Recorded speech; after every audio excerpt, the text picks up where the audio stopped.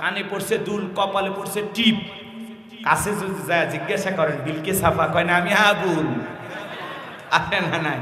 আর এখনকার মা বোনেরা পুরুষের আওয়াজ পাইলে গেট খুইলা, দরজা খুইলা গল্প করে, আসেন ভিতরে বসেন, কারে খুঁজতেছেন? বাদশা, ও তো আমারই স্বামী।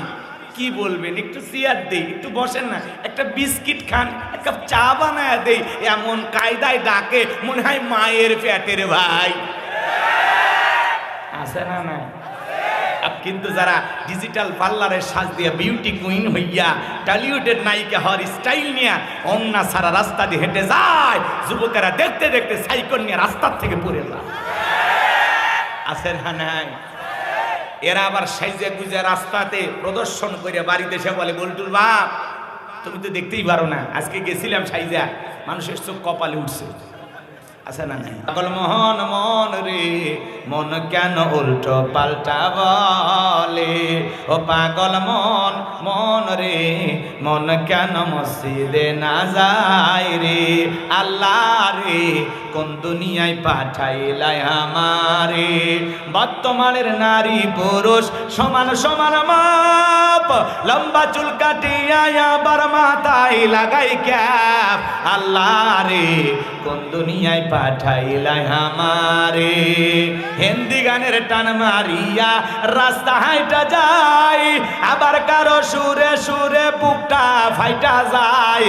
আল্লাহ রে, কোন জামানায় পাঠাইলাই আমারে? জিন্সের প্যান্ট শার্ট পরিয়া রাস্তা হাইটা যায়, পুলানা মাইয়া ওইটা সেনা বড় দায়। আল্লাহ রে, কোন দুনিয়ায় পাঠাইলাই আমারে? কানে পড়ছে দুল, কপালে পড়ছে টিপ। কাছে যদি যায় জিজ্ঞাসা করেন বিলকে সাফা, কয় না আমি আগুন। আছে না নাই?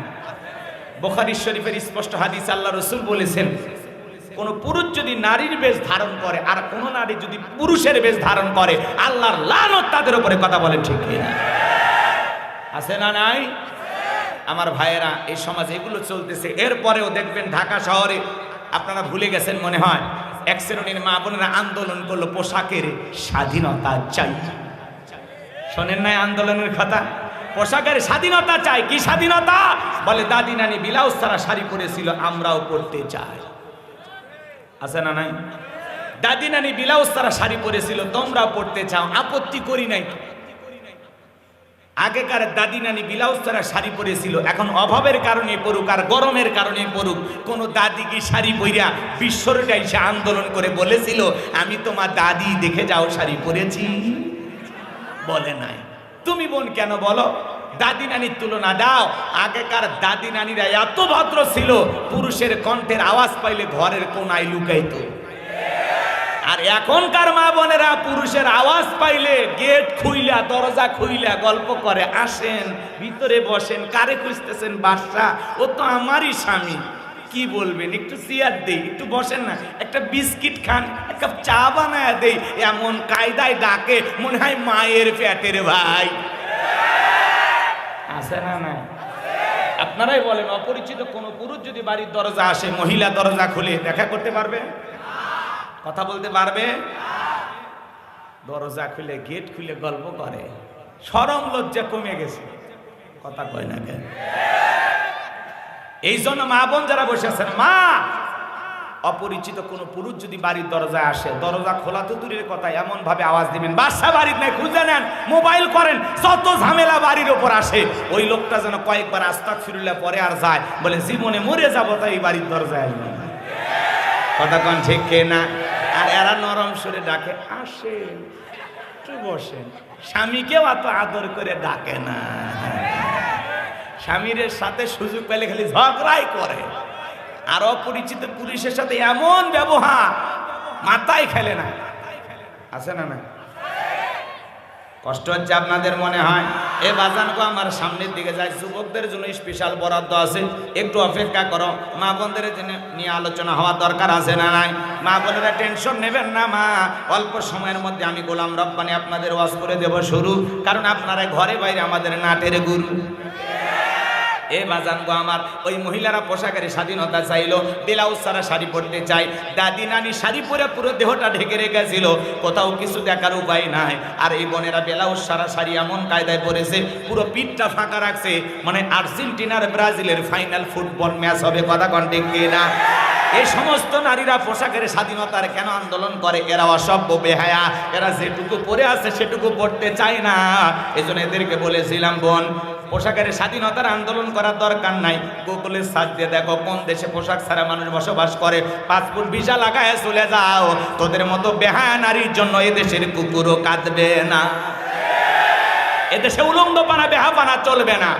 এটা 95% মুসলমানের দেশ, এটা মসজিদ মাদ্রাসার দেশ, এটা আলেম ওলামাদের দেশ। এই দেশে উলঙ্গপানা বেহাপানা অশ্লীলতা মেনে নেওয়া হবে না। পর্দা নফল না ফরজ? আল্লাহ বলেন, অকরনা ফি বুয়ুতিকুন্না ওয়ালা তাবাররাজনা তাবাররুজাল জাহিলিয়াতিল উলা। নারীরা তোমরা ঘরের ভিতরে অবস্থান করো, খবরদার জাহিলিয়াতের যুগের মেয়েদের মতো নোংরা অশ্লীল পোশাক পরে নিজের দেহকে প্রদর্শন করো না।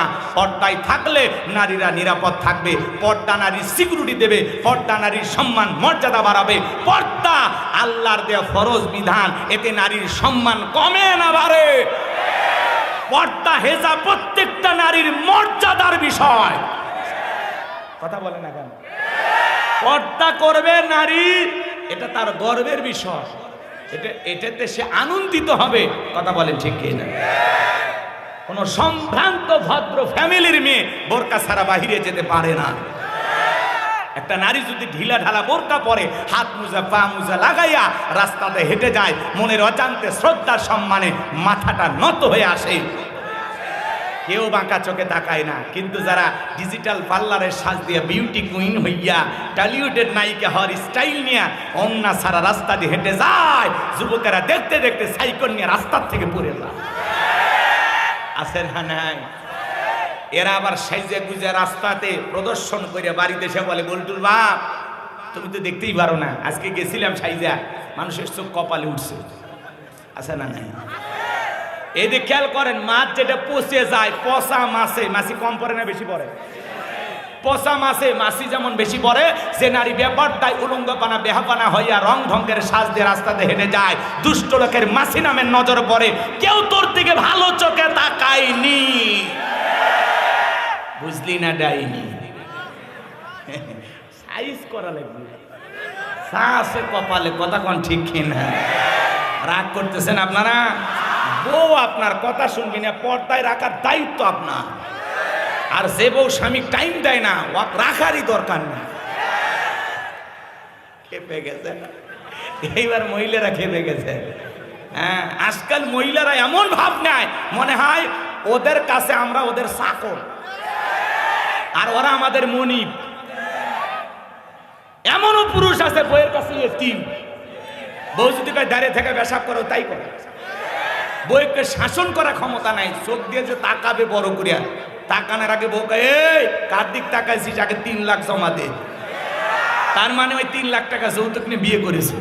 যৌতুক নিয়ে বিয়ে করেছে যারা বউয়ের কাছে এতিম তারা। আর যারা যৌতুক নিয়ে বিয়ে করেনি, যখন তখন কথায় কাজে মিলবি না, যা 1 2 3 তুই যাবো আর একটা আসবি না। কথা কয় না কেন?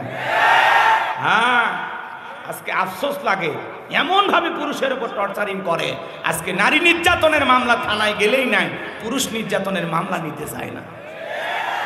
কোনো থানায় যায় যদি বলেন, পুলিশ ভাই গতকালকে বউ আমাকে পিটাইছে, কয় তোর বউ তো মারে, তুই কি হিজড়ে রে? যাবেন কোন জায়গায়? বাংলাদেশে যদি পুরুষ নির্যাতনের মামলা চালু হয়, আমার মনে হয় একদিনে কমপক্ষে 5 লক্ষ মামলা হবে। কথা কন ঠিক কিনা? এই জন্য বলেন গো, আমার মনের দুঃখের কথা বলা যায় না। কথা কন ঠিক কিনা? কষ্ট আছে না নাই? সবাই কিন্তু কম বেশি বউকে দেখে ভয় পায়। কথা কন ঠিক কিনা? আবার ডাইলগ, আমি আমার বউ ভয় পাই না, খালি থালা বাসন মানজিতেছি, কাপড় চোপড় ধুচ্ছি, এরপরে বলতেছি আইসা তোমার হাত পা টিপে দেব। আই রে যুবকদেরা, আছে না নাই? এগুলো টিকটক দেখে যুবকেরা ভাইরাল ভিডিও মুখস্থ করে ফেলে দিছে। আছে না নাই সমস্যা? মাজান গ, বইয়ের গোলাম হওয়া যাবে না। প্রত্যেকটা স্ত্রী স্বামী হবে তার অভিভাবক। কথা কয় না? নারীদের অভিভাবক কারা? পুরুষের। আর নারী যদি পুরুষের অভিভাবক হয় শান্তি থাকবে না, ঝামেলা আছে। কথা কোন ঠিক কি না? কষ্ট হচ্ছে আপনাদের। এখন উচিত কথা যদি কই, পিঠের ওপর দিয়া যাবি মই। এই আনন্দের কিছু লোক কিনা খাবে বগুড়ার স্পেশাল দই। যত 10 নন্দ ঘোষ, সত্যটা বললে 10, করলে অন্যায়ের প্রতিবাদ, নামটা হবে তোমার মৌলবাদ, নামটা হবে তোমার জঙ্গিবাদ। যুবকের দল গভীর মনোযোগ দিয়ে কথাগুলো শোনো। এজন্য মা বোনদেরকে বলে যাই, মা পর্দায় থাকবেন, মা পর্দায় থাকবেন। যে নারী পর্দা করে, নামাজ পড়ে, কোরআন তিলাওয়াত করে, ওই নারীর পেট থেকে নেককার আল্লাহওয়ালা সন্তান জন্ম নেয়। কথা বলেন ঠিক কিনা? এই যে গতকালকে আর টিভিতে একটা নিউজ দেখলাম বাজান গো আমার, একটা ছেলে মায়ের গর্ভ থেকে আল্লাহর কোরআনের হাফেজ হয়ে জন্ম নিয়েছে। মা কোরআনের হাফেজা, কোরআন তিলাওয়াত করে, সন্তানকে দুধ খাওয়ায়, কোরআন তিলাওয়াত করে, সন্তান গর্ভে ছিল কোরআন তিলাওয়াত করে। মা পর্দা করে, মা নেককার, মা কোরআন পড়ে, মায়ের কোরআন তিলাওয়াত শুনে শুনে আজকে 2 বছরের বাচ্চাটা আল্লাহর কোরআন তিলাওয়াত করে। একটা আয়াত পড়ে থেমে যাবেন, পরের আয়াতে কি লেখা আছে এই ছেলেটা বলতে পারে। বলেন আল্লাহু আকবার। এই যে অলৌকিক একটা সন্তান জন্মগ্রহণ করেছে, একটা সন্তান মায়ের গর্ভে থেকে হাফেজ হয়ে দুনিয়াতে জন্মগ্রহণ করে, এমন নেককার সন্তান আমাদের দরকার আছে না নাই? ওই মা ধন্য এই সন্তানের জন্য। এই জন্য মা যদি সন্তানকে গর্ভে নিয়ে কোরআন তেলাওয়াত করে, নামাজ আদায় করে, পর্দা মেনে চলে, ওই সন্তানটা অবশ্যই নামাজি হবে। ওই সন্তানটাকে নামাজের জন্য মসজিদে ডাক দেওয়া লাগবে না, কারণ মা নামাজি ছিল, ছেলেও নামাজি হবে। কথা বলেন ঠিক না? আর যে সমস্ত মা বোনের রং ঢং করে রাস্তা দিয়ে হেঁটে যায়, নিজের পর্দা পুশিদা মানে না, নিজেকে পর্দার ভিতরে রাখে না, ওই সন্তানগুলো হবে বেনামাজি, ঠেট্টা, সমাজের টোকায় নাস্তিক বেঈমান। কথা বলেন ঠিক কি না? ক্ষেত ভালো তো ফসল ভালো, মা ভালো তো সন্তান ভালো। আমাকে একটা শিক্ষিত মা দাও, আমি একটা শিক্ষিত জাতি উপহার দেব। কথা বলেন ঠিক কি না? এজন্য মাকে পর্দায় রাখতে হবে, মাকে অবহেলা করার কোনো সুযোগ নাই।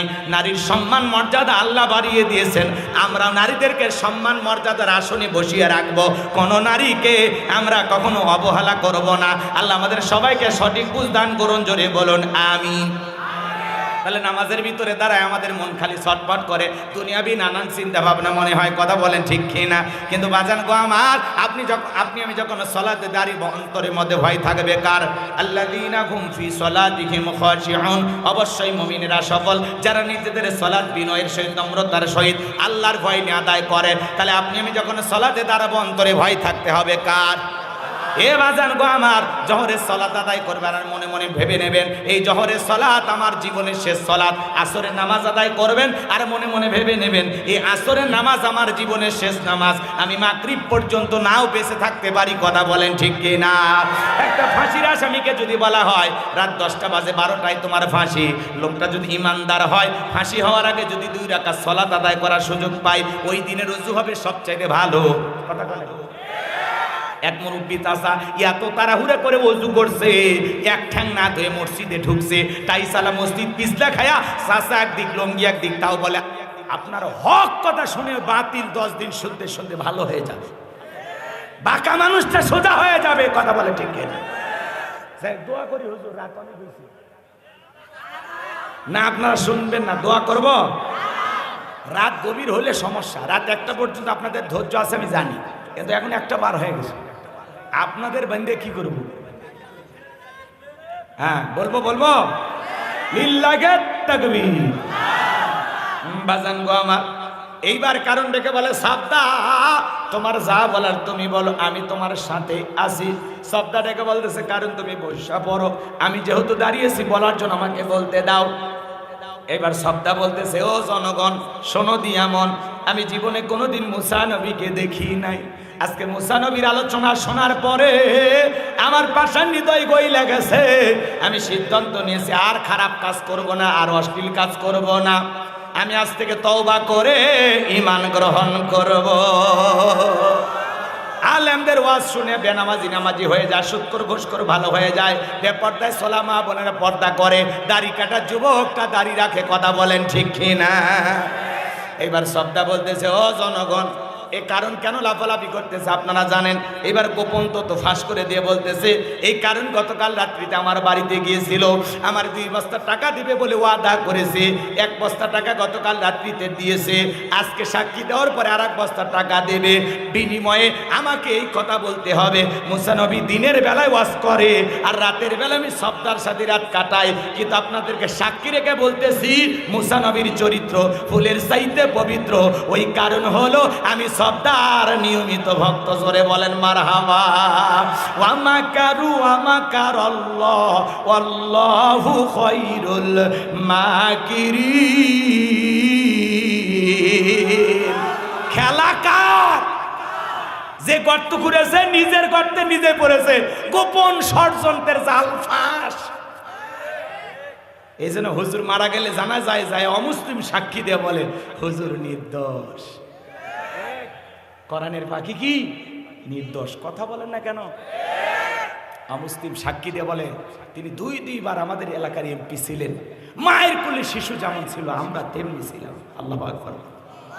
সেই কোরআনের পাখিটাকে আমরা হারিয়েছি। কথা বলেন ঠিক কিনা? কিন্তু তার ভালোবাসা চিরকাল আপনার আমার অন্তরে থাকবে। তার কণ্ঠ কি বলেন ভালো লাগে না? এমন কণ্ঠ, এমন বক্তৃতা, এমন বয়ান, এমন ওয়াজ, এমন তাফসীর বাংলাদেশের আর কোনো বক্তা করতে পারবে কিনা আমরা জানি না। যার বক্তব্য শুনে আমরা বক্তা, কথা কয় না, তাকে আমরা মডেল মানি। কথা বলেন ঠিক কিনা? সেই কোরআনের পাখি আছে নাই, চলে গেছে। মাঝে মাঝে হৃদয়টা কেঁদে ওঠে। মুফতি আমির হামজা ভাই চলে আসলো, দিলটা ভরে গেছে। আমাদের ভাই, কথা বলেন, 3 বছর পর চলে আসলেন। আল্লামা মামুনুল হক শাইখুল হাদিস, ইবনে শাইখুল হাদিস, তিনি এসেছেন। ওলামা ইকরাম ফুল দিয়ে বরণ করে নিচ্ছেন। শত শত মানুষ এক নজর দেখার জন্য, হাতে হাত রেখে মুসাফা করার জন্য পাগল হয়ে এক জেলা থেকে আরেক জেলায় ছুটে যাচ্ছেন। আল্লাহু আকবার। এদেশের মানুষ আলেমদেরকে কলিজা দিয়ে মহাব্বত করে। মিথ্যা ট্যাগ লাগায়া, মিথ্যা তহমত দিয়া, মিথ্যা অপবাদ দিয়া কোনো লাভ হবে না। কথা বলে ঠিক কিনা? আলেমদেরকে মানুষ দিল দিয়া মহাব্বত করে, কলিজা দিয়ে মহাব্বত। মিজানুর রহমান আজারি ভাই দেশের বাইরে গেছে, ভালোবাসা কমছে? আবার যেদিন ফিরে আসবে আগের চাইতে মাহফিলে কয়েক গুণ লোক বেশি হবে। কোন চোর, বাটপার, দুর্নীতিবাজ জেলখানায় গেলে মানুষকে ফাঁসি দাও, মারো। আর আলেমেরা জেলখানায় গেলে মানুষকে মুক্তি চায়। কথা বলেন। হুজুর বউ নিয়ে ঘরে সমস্যা, কাবির নামা কই, তোর দাদার কাবির নামা ছিল? কথা কয় না কেন? আর যে প্রমাণ হয়ে গেল বৈধ স্ত্রী, হালাল স্ত্রী, কথা বলেন ঠিক কি না? টের পাও না? আল্লাহ যেন হেদায়েত দান করেন, জোরে বলেন আমিন। আবার আমরা আল্লামা মামুনুল হকের কণ্ঠে এমন আলোচনা আবারও শুনতে চাই যার কণ্ঠ শুনে যুবকেরা দাঁড়িয়ে যায়, জিহাদের তামান্না জাগ্রত হয়, দ্বীনের বিজয় আনার জন্য অন্তরের ভিতরে ভালোবাসা পয়দা হয়। কথা বলে ঠিক কিনা? এরকম কণ্ঠ দরকার আছে। আমাদের দেশে নাই কি? কারো বিপ্লবী কণ্ঠ, কারো মায়াবী কণ্ঠ, কারো দরদি কণ্ঠ। এই যে নজরুল ইসলাম কাসেমি সাহেব দামাত বারকাতুহু আলিয়া, কি চমৎকার কণ্ঠ, কিভাবে মানুষকে বুঝায়। হে যুবক, কি সুন্দর করে তার যে দরদ মাখা কণ্ঠটা হৃদয়কে গলিয়ে দেয়। আল্লাহু আকবার বল। সব কণ্ঠ আছে। আমরা আলেমদেরকে ভালোবাসবো। কথা বলেন ঠিক কি না? মিথ্যা তহমত দিয়া, মিথ্যা অপবাদ দিয়া এদেশের মুসলমানের মন থেকে আলেমদের ভালোবাসা মুছে ফেলা যাবে না। কথা বলেন ঠিক কি না? কারণ এই জাতির মানুষ জানে যারা এই দ্বীনের প্রচার প্রসার করবে তাদের বিরুদ্ধে হাজারো ষড়যন্ত্র হবে, বিভিন্নভাবে তাদেরকে ফাঁসানো হবে, মিথ্যা তহমত দেওয়া হবে, মানুষকে উস্কিয়ে দেওয়া হবে। কথা বলেন ঠিক কি না? যেই হুজুরের বিরুদ্ধে এইটা বলো, মানুষ বলে আর আপনি পাগল হয়ে সেগুলো শোনেন না। বোঝা লাগবে এই জবান কে দিয়েছেন? যতদিন বেঁচে থাকবো হক কথা বলবো, কোনো বাতিলের কাছে মাথা নত করা যাবে। আল্লাহ আমাদের সবাইকে আলেমদের পাশে থাকার তৌফিক দান করুন। একটু জোরে বলেন আমিন। আর একটু জোরে বলেন আমিন। কষ্ট হইতেছে, এজন্য বাজান গো আমার কোরআনের পাখি হারিয়ে গেছে, তারপরে তার ভালোবাসা ফুরিয়ে যায় না। এদেশের যুবকেরা হৃদয় দিয়ে ভালোবাসে, কথা বলেন ঠিক কিনা? এজন্য দেখলেন না এখনো মাহফিলে মাহফিলে গান গায় আর যুবকেরা বলে আল্লামা সাঈদী তুমি মরনি, শহীদ হয়েছো তুমি এটাই জানি, কথা বলেন ঠিক কিনা? আল্লামা সাঈদী তুমি মরনি, শহীদ হয়েছো তুমি এটাই জানি, কথা বলেন ঠিক কিনা? এই যে আওয়াজ, এই যে কণ্ঠ কে দিয়েছে? এই জন্য আলেমদেরকে মহাব্বত করবেন। কোরআনের পাখির কবর যেন আল্লাহ জান্নাতের বাগান বানায় দেন। জোরে বলেন আমিন। কারাগালে কাটালে 13টি বছর, বাতিল কেঁপেছিল তোমায় দেখে থর থর, তুমি যে ছিলে মোদের নয়নমণি, শহীদ হয়েছ তুমি এটাই জানি, আল্লামা সাঈদী তুমি মরনি, শহীদ হয়েছ তুমি এটাই জানি, কথা বলেন ঠিক কিনা? আমার ভাইয়েরা, এইবার আল্লাহর নবী মুসা দেখে বলে আল্লাহ কারুনের কাছে চাইতে গেছিলাম যাকাত, আর আমার বিরুদ্ধে এত বড় মিথ্যা তহমত, মিথ্যা অপবাদ মেনে নেওয়া যায় না। আল্লাহ গো জমিনকে অর্ডার দেন, জমিন যেন কারুনকে গ্রাস করে ফেলে, তার ধন সম্পদ সহ জমিনের ভিতরে চলে যায়। আল্লাহ দোয়া মঞ্জুর করলেন। এইবার কারুনের সম্পদ সহ কারুনকে যখন এই জমিন হাঁটু পর্যন্ত জমিনের ভিতরে চলে গেছে, কারণ তখন মনে করে দেহে শক্তি আছে, লাভ দিয়ে উঠতে পারবো। মাজা পর্যন্ত যখন চলে গেছে বলে দেহের শক্তি আছে, উঠতে পারবো। গলা পর্যন্ত যখন দেহের ভিতরে চলে গেছে, ডেকে বলে ও নবী মুসা, আমার ধন সম্পদ যা আছে সব তোমার আর তোমার আল্লাহর, তুমি নিয়ে যাও, আমার জানটা ভিক্ষা দাও। আল্লাহর পয়গাম্বর ডেকে বলে আল্লাহুস সামাদ, আমার আল্লাহ অমুখপেক্ষী, আমার আল্লাহ কারো কাছ থেকে কিছু নেয় না, আমার আল্লাহ শুধু দিয়ে যায়। কারণ রে তোর ধন সম্পদ সব জমিনের ভিতরে চলে যা, আর পৃথিবীর ইতিহাসে সাক্ষী থাক, তোর মতো যারা সম্পদ জমা রাখবে আল্লাহ রাস্তায় খরচ করতে চাইবে না, কঠিন কিয়ামতের ময়দানে তুই কারুনের কাতারে আল্লাহ তাদেরও বিচার করবে। এই জন্য সূরা তাওবার ভিতরে আল্লাহ পাক বলেছেন যারা স্বর্ণ রূপা টাকা পয়সা মাল সম্পদ জমা রাখে, আল্লাহ রাস্তায় খরচ করতে চায় না, যাকাত দিতে চায় না, আমার আল্লাহ বলে তাদের জন্য রয়েছে আযাবের সুসংবাদ। এজন্য বাজান গো আমার, যারা সম্পদ টাকা পয়সা জমা রাখবে, আল্লাহ রাস্তায় খরচ করতে চাইবে না, বিলাইতে চাইবে না, যাকাত দিতে চাইবে না, আপনার এই সম্পদ বিষাক্ত সাপ হয়ে জাহান্নামের ভিতরে আপনাকে সবল মারবে, এত জোরে কামড় মারবে। আপনি তখন বলবেন কিরে এত জোরে কেন কামড় মারিস? সে তখন জবাব দিয়ে বলবে আমি তোমার দুনিয়ার মাল সম্পদ ছিলাম। এজন্য যাকাত দিলে সম্পদ বৃদ্ধি পায়। যাকাত হলো মালের ময়লা, যাকাত দিলে ধনী ধন কমে না বাড়ে। আল্লাহ আমাদের সবাইকে যাকাত দেওয়ার মতো অর্থ দান করুন, জোরে বলুন আমিন। আরে ভাই, যাকাত দেওয়ার মতো মানুষ হিসাবে যে আল্লাহ আপনাকে কবুল করেছে, এই ভেবে নিজেকে ভাগ্যবান মনে করেন যে যাকাত দেওয়ার মতো অন্তর্ভুক্ত করেছেন আল্লাহ। আমি যাকাত দিতে পারি, আলহামদুলিল্লাহ। আল্লাহ যাকাত দেওয়ার মতো ইবাদত করার সুযোগ আমাকে করে দিয়েছেন, এজন্য যাকাত দিয়ে আনন্দিত হবেন। আল্লাহু আকবার বলেন। যাকাত দেওয়া আমাদের গর্বের বিষয়। আলহামদুলিল্লাহ, আল্লাহ আমাকে দেওয়ার সুযোগ করে দিয়েছে। আল্লাহ চাইলে তো এরকম হাত পাতার সুযোগ করে দিত, কথা কয় না কেন? কিন্তু আল্লাহ এইভাবে দেওয়ার সুযোগ করে দিয়েছে। এজন্য যারা যাকাত দিচ্ছেন নিজেকে ভাগ্যবান মনে করবেন যে আল্লাহ তাআলা যাকাত দেওয়ার মতো ইবাদত করার মতো সৌভাগ্য আল্লাহ আমাকে দিয়েছেন। এজন্য আমরা খুশি হব। আল্লাহ কবুল করেন, জোরে বলেন আমিন। এবার 4 নাম্বার গুণাবলী, ওয়াল্লাযীনা হুম লিফুরুজিহিম হাফিজুন। মুমিন বান্দার 4 নাম্বার গুণাবলী, নিজের যৌবনটাকে সংযত রাখা, নিজের যৌবনটাকে হেফাজত করা। মুমিনের যৌবন হোটেলে বিক্রি হবে না, পার্কে বিক্রি হবে না।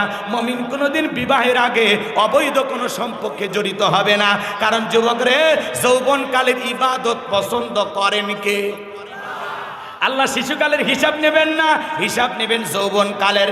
এই জন্য বাজান গো আমার, যৌবনকালে বেশি টাইম ইবাদত করা যায়, যেটা বৃদ্ধকালে সম্ভব নয়। যৌবনকালে লম্বা সময় দাঁড়িয়ে রুকু করা, দাঁড়িয়ে থাকা যায়, লম্বা সময় রুকু করা যায়, লম্বা সময় সিজদায় থাকা যায়, কথা বলেন না কেন? যেটা বৃদ্ধকালে সম্ভব নয়। বুড়াকালে বেশিক্ষণ রুকুতে থাকলে মনে হয় পড়ে যাব, বেশিক্ষণ সিজদা থাকলে মনে হয় দমটা আটকে আসবে, কথা কোন ঠিক কিনা? এ বাজান প্রচন্ড ঠান্ডা, কোনো মুরব্বীকে যদি বলেন শীতের রাত আপনাকে 2000 টাকা দেব, মুরব্বী পুকুর থেকে একটু গোসল করে আসেন, মুরব্বী বলবে বাবা ওই 2000 টাকা নেওয়ার জন্য পুকুর থেকে ওঠার মতো শক্তি থাকবে তো? কিন্তু একটা যুবককে যদি বলেন 2000 টাকা দিয়ে পুকুর থেকে একটু গোসল করে আসো, যুবক বলে হুজুর টাকা রেডি করেন, কাপড় খুলছি। কারণ যৌবনের একটা পাওয়ার আছে, কথা কন ঠিক কিনা, যেটা বৃদ্ধকালে হবে না, কথা কন ঠিক কিনা।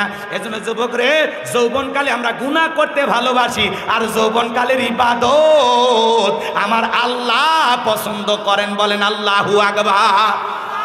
শয়তানের ওয়াসওয়াসায় পড়ে আমরা যৌবনকালে গুনাহে লিপ্ত হয়ে যাই। আরে যৌবনকালের হিসাব আল্লাহ নেবেন, যৌবনকালের ইবাদত আল্লাহ পছন্দ করেন, তাহলে আল্লাহর ভালোবাসায় যৌবনকালে ইবাদতে কাটানোর দরকার আছে না নাই? হযরত আলী রাদিয়াল্লাহু তাআলা বলেন তোমরা যৌবনের তাড়নায় গুনাহ করো, একদিন তোমাদের যৌবন থাকবে না, আমল নামায় গুনাহ ঠিকই লেখা থাকবে, কথা বলেন ঠিক কিনা। এজন্য যুবক রে, তোদের পায়ে হাত দিয়ে অনুরোধ করে বলে যাই, আল্লাহ তাআলা বলেন ওয়াল্লাযীনা হুম লিফুরুজিহিম হাফিজুন। মুমিন বান্দার 4 নাম্বার গুনাহ বলি নিজের যৌবনটাকে সংযত রাখা, নিজের যৌবনটাকে হেফাজত করা, নিজের যৌবনটাকে কন্ট্রোল করা। মন চাইলেই গুনাহ করা যাবে? এই যুবক ভালো করে শোনো, কি মনে করো এই রঙের যৌবন একদিন জং ধরে যাবে, এই কাঁচা দাড়ি একদিন সাদা হয়ে যাবে, এই টাইট চামড়া একদিন ঢিল হয়ে যাবে, কথা বলেন ঠিক না? তোমার গহনা দিন ফু রাইয়া যাইবে, গহনা দিন ফু রাইয়া যাইবে, যৌবনে লাগবে ভাটি, ওই যে দেখো ডাকিতেছে তোমায় কবরের মাটি, ওই যে দেখো ডাকিতেছে তোমায় কবরের মাটি, কথা বলেন ঠিক না? যেদিন সন্ধ্যার আগেই ডুববে রে বেলা, এক নিমিষেই ভেঙ্গে যাবে তোমার রঙ্গেরই মেলা, যেদিন সন্ধ্যার আগেই ডুববে রে বেলা, এক মিনিটেই ভেঙ্গে যাবে তোমার রঙ্গেরই মেলা। কারে দিবা তুমি জোরে ধমক, কারে দিবা তুমি জোরে ধমক, কার মাথায় ভাঙবা লাঠি, ওই যে দেখো ডাকিতেছে তোমায় কবরের মাটি। খবর পেয়ে আসবে আত্মীয় স্বজন, তোমারই চার পাশে বসে সবাই করিবে কান্দন, সাজাইবে তোমায় মনের মতন, সাজাইবে তোমায় মনের মতন, কি সুন্দর পরিপাটি, ওই যে দেখো ডাকিতেছে তোমায় কবরের মাটি, ওই যে দেখো ডাকিতেছে তোমায় কবরের মাটি। ঘুইরা মরো তুমি, ফিরা মরো তুমি মায়ারি পিছে, এত আশা ভালোবাসা সবই যে মিশে। কথা কয় না, রাত বেশি হয়েছে তো আর ভালো লাগতেছে। হ্যাঁ, আকাশের অবস্থা ভালো না, বৃষ্টি আসেনি তাতেই টেনশন। আজ ভিজে যাওয়ার সঙ্গে নাকি ঘন। আচ্ছা আমি আর বাড়াবো না, আসলে আমি আগে বলছিলাম একটু আগে দেবেন, কষ্ট হচ্ছে আপনাদের, খারাপ লাগতেছে। ঘইরা মরো তুমি, ফিরা মরো তুমি মায়ারি পিছে, এত আশা ভালোবাসা সবই যে মিশে। কোন দিন জানো আইসা পরে, কোন দিন জানো আইসা পরে আজরাইলের হাতের চিঠি, ওই যে দেখো ডাকিতেছে তোমায় কবরের মাটি, ওই যে দেখো ডাকিতেছে তোমায় কবরের মাটি। জোরে বলেন মারহাবা। যুবক রে, এই জন্য যৌবনকালে গুনাহ করা যাবে না, কথা বলেন ঠিক কিনা। পার্কে যা পিকনিকের নামে রঙ্গলীলা করতেছ যুবক, তুমি কি ভুলে গেছো মা বাবার চোখকে ফাঁকি দিতে পারো, কিন্তু বান্ধবীর হাত ধরে যে বসে আছো আসমানের মালিক আল্লাহ দেখে কিনা। চাচা আপনার এখন বয়স হয়ে গেছে, 60 বছর বয়স, বলতেছেন ভাতিজা এখন আমার আর কোনো কিছু নাই, কিন্তু আপনার বয়স যখন 22 বছর ছিল, 25 বছর ছিলেন, ওই যে রাজশাহীর পদ্মার পারে সৈয়ালা নৌকায় চড়া ওই যে চরের ভিতরে গেলেন কাশফুলের ওই পাশে, সেই দিনের ভিডিও রেকর্ড করা আছে। আপনার বয়স নাই, কিন্তু ওই দিনের গুনাহটা এখনো আমলনামায় লেখা আছে। সেই দিনের গুনার কথা ভেবে তওবা করেন, আল্লাহ মাফ করে দিতে পারে। এ যুবক, ওই যে রাত 2টার দিকে ওই যে শেফালি দরজায় উত্তরপাড়া গেলে মনে আছে? ওই যে উন্না ধরে টান দিলে, ওই যে সেদিন ওই যে ভুট্টার ক্ষেতের ওই পাশে, ওই যে কলা বাগানের, ওই যে আম বাগানের সাইডে, ওই যে ওই পাশে গেলে না, হ্যাঁ, তোর ব্রিজের নিচের প্রেম আল্লাহ ভাই করবি। কথা কন ঠিক না যুবক রে? এজন্য আল্লাহ বলেন ওয়াল্লাযীনা হুম লিফুরুজিহিম হাফিজুন, নিজের যৌবনটাকে সংযত রাখো, নিজের যৌবনটাকে কন্ট্রোল করো। যৌবনের পরীক্ষা দিয়েছিলেন আল্লাহ নবী ইউসুফ আলাইহিস সালাম। বলেন আল্লাহু আকবার। লম্বা ইতিহাস বলার সমানে 1 মিনিটে বলে দিয়ে যায়। জুলেখা প্রত্যেকটা দরজায় তালা মেরিয়া গোপন একটা কক্ষ নিয়ে যা বলে, দিলে বড় জ্বালা রে পাঞ্জাবিওয়ালা, হুজুর তো কিছুই বোঝে না, হুজুর সবই বোঝে, নারীর ছলা কলা বোঝে না। কাপড় ছিঁড়ে ছিঁড়ে দেবতার মুখ ঢাকতেছে। ইউসুফ আলাইহিস সালাম ডেকে বলে, কাপড়ে ঢাকিলে তুমি দেবতার মুখ, কি দিয়া ঢাকিবা তুমি বিধাতার মুখ। জুলেখা কাছে আসে আর বলে, ইউসুফ রে তোমার চোখ দুটো ভারী সুন্দর। ইউসুফ আলাইহিস সালাম ডেকে বলে, ইন্নী আখাফুল্লাহ, অন্তরে আল্লাহর ভয় ঢুকাও, কারণ এই চোখ যে আল্লাহ সৃষ্টি করেছে সে আল্লাহকে তুমি ভয় করো। জুলেখার অন্তরে কি আল্লাহর ভয় আছে? নাই। জুলেখার মন খালি উতাল পাতাল হয়ে গেছে, পাগলা প্রেমের হাওয়া। কথা বোঝেন না? জুলেখার আর স্বাভাবিক নাই। জুলেখার মনের মতিগতি অবস্থা দেখে আল্লাহ নবী ইউসুফ আলাইহিস সালাম ডেকে বলে, আল্লাহ, জুলেখার মনের অবস্থা আমি বুঝতে পেরেছি, এখান থেকে বাঁচানোর একমাত্র মালিক আপনি। কথা বলেন ঠিক না? আল্লাহর পয়গম্বর আল্লাহর উপরে তাওয়াক্কুল করলেন, আল্লাহকে স্মরণ করলেন, আর আল্লাহকে ডেকে বলে, আল্লাহ, নিজের ইজ্জতটাকে বাঁচানোর জন্য দৌড় মারার দায়িত্ব আমার, আর আপনার কুদরত থেকে তালা খুলে দেওয়ার দায়িত্ব আপনার। বলেন আল্লাহু আকবার। আল্লাহর পয়গম্বর ইউসুফ আলাইহিস সালাম নিজের ইজ্জতকে বাঁচানোর জন্য আল্লাহ রাব্বুল আলামিনের উপরে তাওয়াক্কুল করে, আল্লাহর উপরে ভরসা করে যখন দৌড় মারলেন, প্রত্যেকটা দরজার তালা আমার আল্লাহর কুদরত থেকে খুলে গেল। শেষ দরজায় যখন চলে গেছেন, জুলেখা পেছন থেকে মারছে ধাবা। ইউসুফ আলাইহিস সালাম ডেকে বলে, জামা ছিঁড়ে যায় যাক, ইজ্জত দেওয়া যাবে না। জামার পিছনের অংশ ছিঁড়ে গেল। এইবার শেষ দরজায় যায় জুলেখা তাকায় দেখে তার স্বামী আজিজ মিশর দাঁড়ায় আছে। যেখানে বাঘের ভয় সেখানে রাত হয়। স্বামীকে দেখা মাত্রই জুলেখা নেকা কান্নার অভিনয় শুরু করে দিল। কিছু কিছু মহিলা দেখেন না, কথা বলার আগে কান্দে দিয়ে বলে, আমার কেউ নাই, কেউ নেতে বেঁচে আসুকে। কথা কন ঠিক না? কথা বলার আগে কান্দে দেয়, কিছুই বলা যায় না, তার আগে চোখ দিয়ে পানি লেগে থাকে। এমন কায়দায় সবসময় কান্নাকাটি করে, মনে হয় চোখে মোটর বসায় রাখছে, টিপ দেওয়া সয় না। যার বউ বেশি বেশি কান্নাকাটি করে ধমক দেয়, বলবে চুপ, কান দিবি না। ঘটনা কি হয়েছে খুলে কর। তোর কথা শুনে যদি মনে হয় এই ঘটনায় কাঁদা উচিত, স্বামী স্ত্রী একসাথে জামাত করে কান্না করা হবে। কথা কন ঠিক না? আর সেই মহিলা যত বেশি নাকা কান্না করে, ওই মহিলার চরিত্রে তত গন্ডগোল। ভালো মহিলার রাগ বেশি আর কান্নাকাটি করে, এমন ভাব নাই মনে হয় ভাজা মাছ উল্টে খেতে পারে না। ঘটনা তদন্ত করে দেখেন, কমপক্ষে 18টা প্রেম করে, আর ভাত ধরে থাকে মনে হয় কিছুই বোঝে না, লুলু লুলু কিচ্ছু বোঝে না, একেবারে নিষ্পাপ। রাবিয়া বসরির খালা তো বোন আছে না নাই? ভাবখানা এমন নাই। আর ভিতরে ভিতরে এত ডাইনি, হিসাব করে দেখলে হয় শয়তানের নানি। কথা কোন ঠিক না? এবাজান লম্বা হবে, লম্বা করবো না। যুবক রে নেকা কান্নার অভিনয় করে ডেকে বলে, ইউসুফকে ছেলের মতো দেখতাম, আজকে সুযোগ পাইয়া আমার ইজ্জতের দিকে হাত বাড়াইছে, আর একটু দেরি হয়ে গেলে সর্বনাশ হয়ে যেত। আর মনে মনে বলে, মরার স্বামী আসার সময় পাইলি না। নেকা কান্নার অভিনয় করে মিথ্যা দর্শনের আসামি বানাইয়া 1 নয় 2 নয় 9.5 বছর আল্লাহর পয়গাম্বরকে জেল খাটাইছিল। কথা বলেন ঠিক কিনা? এজন্য যুবক রে, নারীদের ষড়যন্ত্র বড় মারাত্মক। কোন নারী যদি কারো বিরুদ্ধে ষড়যন্ত্র করে, শয়তানের টাইম নাই তার কাছে। পুলিশে ধরলে বাঁচবি, র্যাবে ধরলে বাঁচবি, কিন্তু কোন নারী ছলনার ফাঁদে, মায়ার জালে, প্রতারণার জালে, রূপের জালে, প্রেমের ফাঁদে একবার যদি পাটা আটকে যায়, ফান্দে পড়িয়া বগা কান্দে রে, সারা জীবন কেঁদেও ওই কান্নাগিনীর বিষাক্ত সবল থেকে তোরা বাঁচতে পারবি না। ওরা ছেলেদের ভালোবাসে না, ওরা ছেলেদের মন নিয়ে ব্যবসা বাণিজ্য করে। আকাশের রং মুহূর্তে যেরকম পরিবর্তন হয়, মহিলাদের মনের অবস্থা তাই। ওদের আবেগ পরিবর্তন হতে সময় লাগে না। ও যে কারে ভালোবাসে নিজেও জানে না। এজন্য খবরদার যুবক, বিয়ের আগে অবৈধ কোনো প্রেম ভালোবাসা করা যাবে।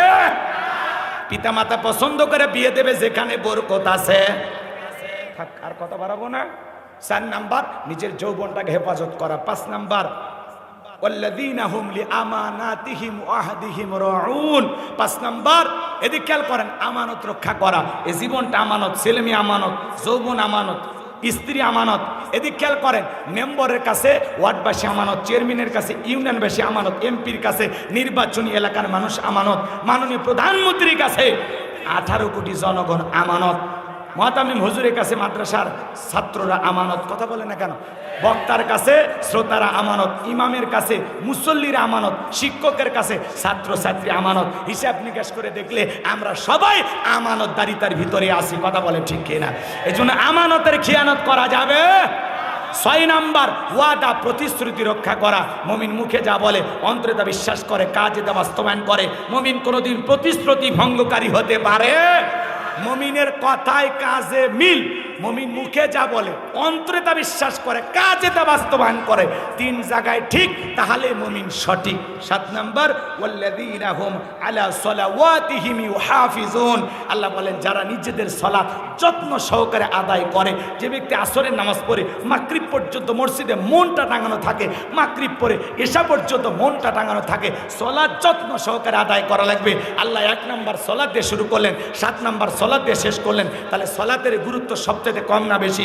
শুধু একা নামাজ পড়বো না, ছেলে মেয়েকেও নামাজি বানাবো। পৃথিবীর সফল বাবা তারা যে বাবা তার ছেলের হাত ধরে মসজিদে নিয়ে যায়। পৃথিবীর সফল স্বামী সে যে তার স্ত্রীকে নামাজে দাঁড়িয়ে দেয়। কথা বলে ঠিক কিনা? একটা পরিবারে 4 জন সদস্য সবাই যদি নামাজি হয়, ভালো লাগে না খারাপ লাগে? আল্লাহ আমাদের পরিবারদেরকে নামাজি বানায় দেন। জোরে বলেন আমিন। অনেক কথা আছে, এই 7টা গুণাবলী যদি অর্জন করতে পারেন, উলাইকা হুমুল ওয়ারিসুন আল্লাযীনা ইয়ারিসুনাল ফিরদাউস হুম ফিহা খালিদুন। আমার আল্লাহ বলেন তারা উত্তরাধিকারী হবেন জান্নাতুল ফিরদাউসের, সেখানে তারা চিরকাল বসবাস করবেন। আল্লাহ কোনোদিন জান্নাত থেকে বের করে দেবেন না। এই 7টা গুণাবলী কারা কারা আমল করবেন? 2 হাত তুলে শেষবারের মতো দেখান। আল্লাহ আমাদের সবাইকে আমল করার তৌফিক দান করুন। জোরে বলুন আমিন। হাত নামান। ওয়াখিরি দাওয়ানা আলহামদুলিল্লাহি রাব্বিল আলামিন। সকলে দরুদ ইব্রাহিম পড়েন। আল্লাহুম্মা সাল্লি আলা মুহাম্মদ ওয়া আলা মুহাম্মদ কামা সাল্লাইতা আলা ইব্রাহিম ওয়া আলা আলি ইব্রাহিম ইন্নাকা হামিদুম মাজিদ। আল্লাহুম্মা বারিক আলা মুহাম্মদ ওয়া আলা মুহাম্মদ কামা বারাকতা।